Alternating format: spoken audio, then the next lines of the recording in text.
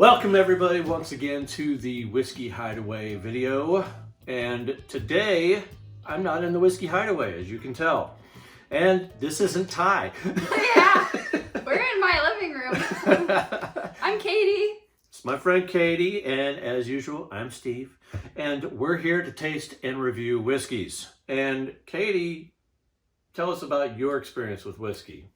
I don't have a large one, honestly. But I've had a few whiskeys lately that I've actually enjoyed, so I think I might be a recent fan. Okay, which ones have you tried? Okay, so I think it was 1792, and I had something at Tonic, but I don't know what it was. I know it was a whiskey sour of some sort. Okay, so you had a mixed drink. Yes, it was very good though. And we are going to do some mixing of, I'm going to do an old fashioned in an upcoming episode, and maybe you'll be able to try I would love to try that one. So we'll do that at some point in time. But today we're going to try a couple whiskeys that I brought over. And have you ever tried Scotch before?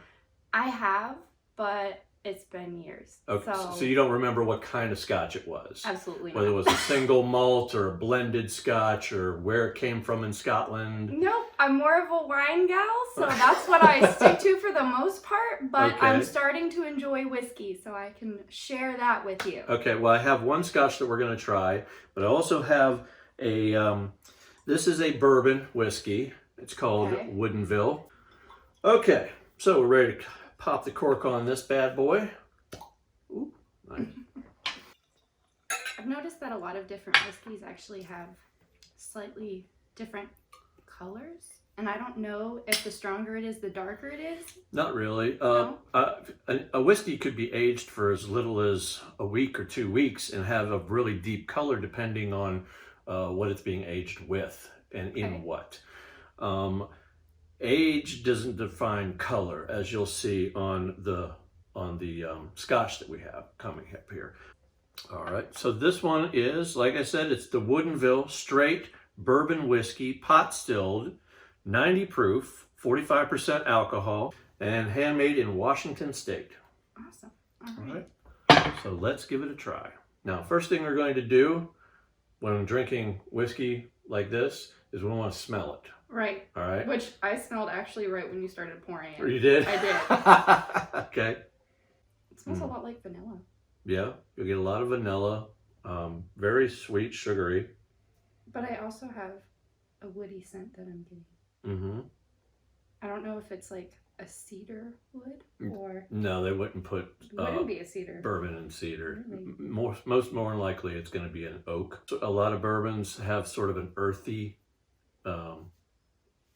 smell to them, almost like sometimes I smell grass. I mean, there's other times you might smell something that smells like a pine cone, whatever that might smell like. Well, I know you guys said it tasted like grass at one point, and I was like, it all depends. All right. It all depends on when you're smelling it. It all depends on the smells that you have experienced in the past.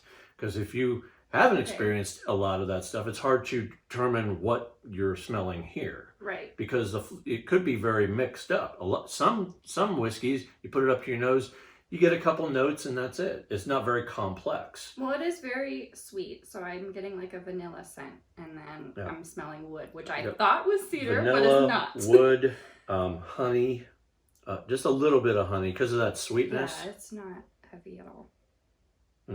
Very good. All right, let's see what's up. Right. Cheers. That's really good. Now, because it's a 90 proof, it does have a little bit of a burn to it. It does, but once that burn leaves your tongue, you should smell a few other things in there. Now, I went to a distillery in Durham at the beginning of this year with Ty and Tabitha, and we took a tour of Mystic Distillery. Oh, I remember when you did that. Yeah. Actually. And when we took the tour, we actually went through there and they showed us from beginning to end how they did everything. And they gave us all a shot of this, basically before it's aged, it looks clear. Yeah. And they gave us all a shot of it and told us to pour it on our hand. And we're like, what? Wait a minute, we Why? want to drink it. Well, we drank a little bit of it, right? But it's like, whoo, that's, it's not proof down. It's Yeah. And so then we pour a little bit on our hand and we shake the hand off, right? And we smell the hand. Now, first, you're going to have all that ethanol that's burning off of your hand. But once that ethanol goes away, then you're going to smell for theirs, very floral, a lot of floral in there. And then you shake it off again and you smell it again. And by the time you reach the end of it, if the distiller's done his job right, it should smell a lot like bread, like fresh baked bread. Very yeasty smell, So Okay. that's, if we How do did you that go right from now, I would not floral- want to do that on my hand, though. I'm not spilling out Woodinville all over the floor in How do here. you go from floral to bread, though? I know it's a process. So what do you think on the as far as the taste outside of the burn? Can you taste any of the It really things doesn't underneath burn that bad for me, actually. No. It's very it doesn't smooth. last very long. It's very smooth. I like it. I think it tastes very good. And I'm actually tasting a lot of the sweetness, like the honey and the vanilla. Mm-hmm. And So it doesn't differ very much from the nose. It mm-mm. pretty much tastes exactly the way that it smells. Maybe if I swirl it around, I can get more flavor in there. I think the only thing that comes out to me more than on the smell, on the taste, on the back end, I get a little bit of cherry. I see that. I do. Yeah. Yeah. Okay, so it says aromas of creme brulee. If you've ever had creme I brulee. have, and I can finally see that a little bit. Spice cabinet, as well as notes of rich caramel, dark chocolate, vanilla bean, with a lingering finish. Now, I don't know about the lingering finish. I honestly think that it falls off a little early, but I can definitely taste the vanilla bean, the creme brulee, definitely. Yeah. Didn't say anything in there about cherry, but I can see why you felt that, though, or tasted that, though. Felt that. We're feeling cherries. Well, taste is subjective for everybody. Everybody Right. experiences it differently. But I can see that.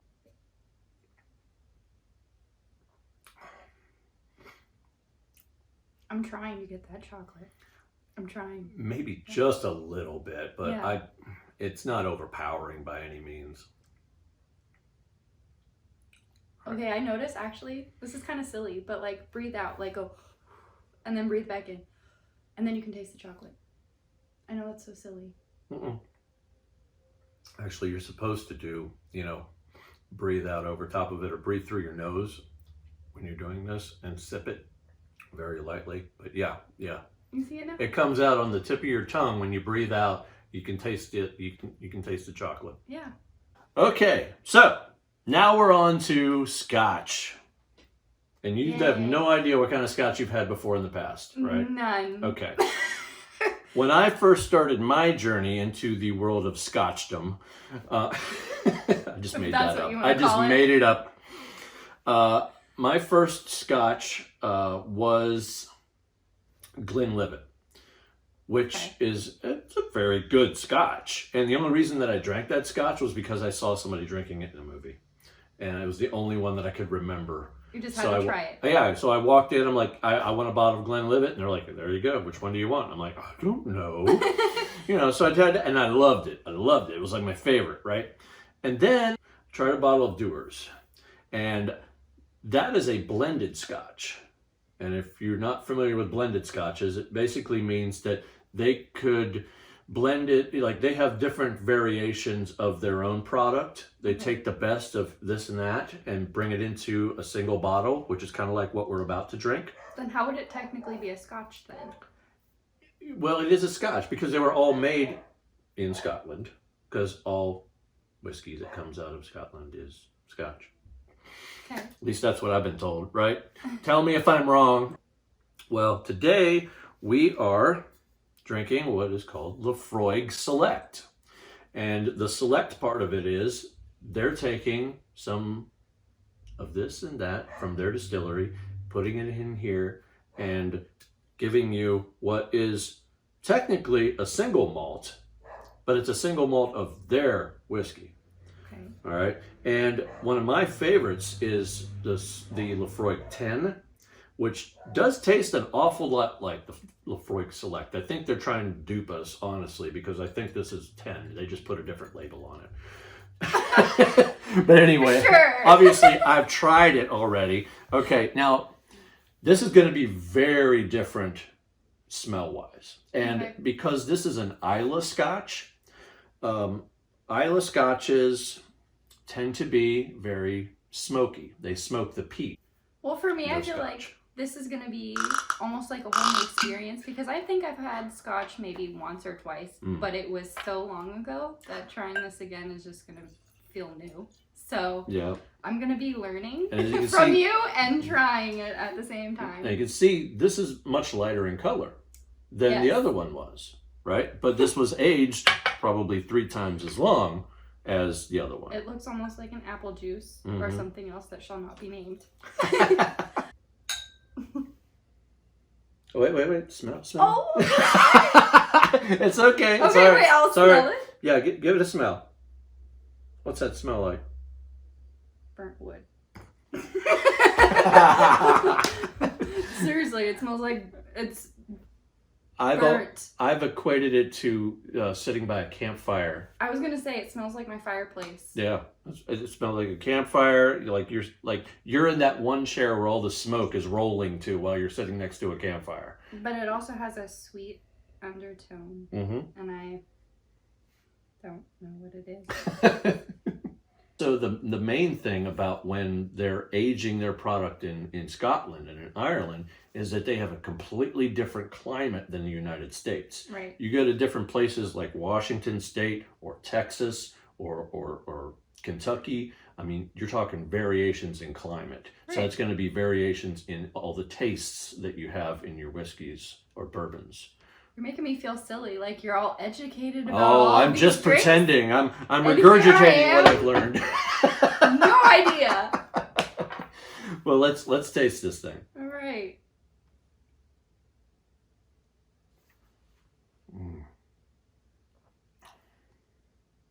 It's a lot sweeter than it smells. Yeah, there's hardly any burn to it at all, and it just sort of coats your tongue because it's so oily. There was no burn. I feel Yeah. like, honestly. That No. was very smooth. Very, very floral. A lot of flowers in Yeah. that taste. I was so surprised because I'm smelling wood as I'm drinking it, and I didn't think that it would taste like that at all. Mm-hmm. What is that? You're gonna have to give me a few more tries. Sure.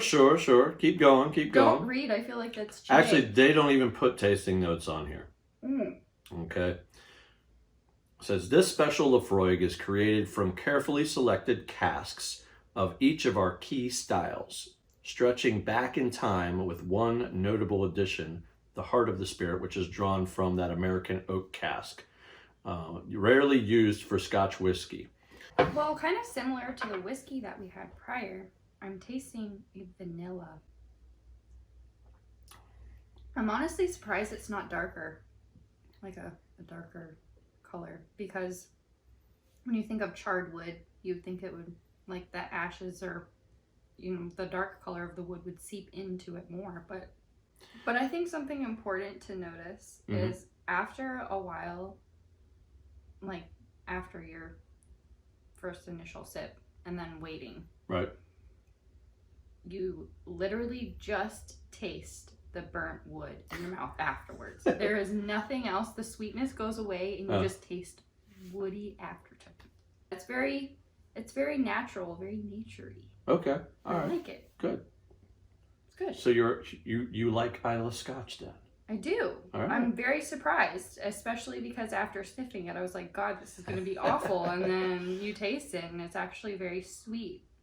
Well, the island of Islay in Scotland only has but so many distilleries, so you could honestly try each one. I think there's only 9. I could be wrong on that, but I think that's around how many distilleries there are in Islay. I've never been out of the United States. Gotta travel one day. Oh, neither have I. But one day. And then there's, you have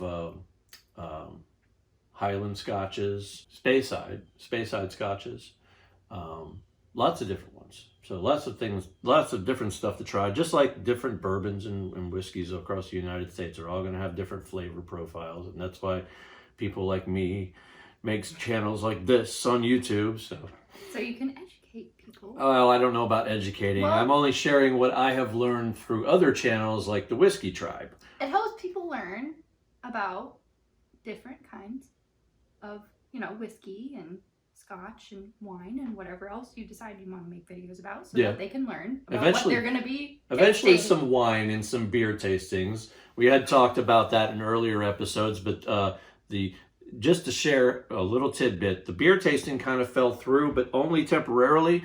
The distillery. The brewery that I was going to go to is in the process of finishing up a couple new beers, and they want to include that in the flights that we taste. So we may not do that episode until probably November if we're lucky. Are you talking about Tarbanks? We're talking about Tarbanks Brewery in Lewisburg, yes. And there's also a distillery here in Lewisburg. I have never been there, actually. They changed their name recently. It's now called Tar River Distillery. Okay. And we'll try and see if we can maybe get in there. And then, of course, there's also some wine tasting. But I think I might skip out on that one. I think I might get Katie to do some wine tasting, maybe with Tabitha or somebody else that wants to jump in there. You have to do it with us, Steve. Might try one, but you can't get me off of red wine. I'm sorry. It's okay. I'm not going to try white wine. I'm an avid hater of white wine. I have a preference to red wine myself, but I do have an appreciation for white wines as well. Yeah. So any wine, I will drink it. I honestly think that there's more variations of wine out there than there ever could be whiskey. Absolutely. There are so many wines. And and I watched a video not too long ago where they were doing blind tastings of cheap wine and really expensive wine. And most people couldn't tell the difference. I can tell you right now, I have had so many cheap wines. Like, I'm talking $8 and like 7-cent wine. Right. And it is the most amazing wine. I don't care what anybody says. It is not bad. It is great. Cool.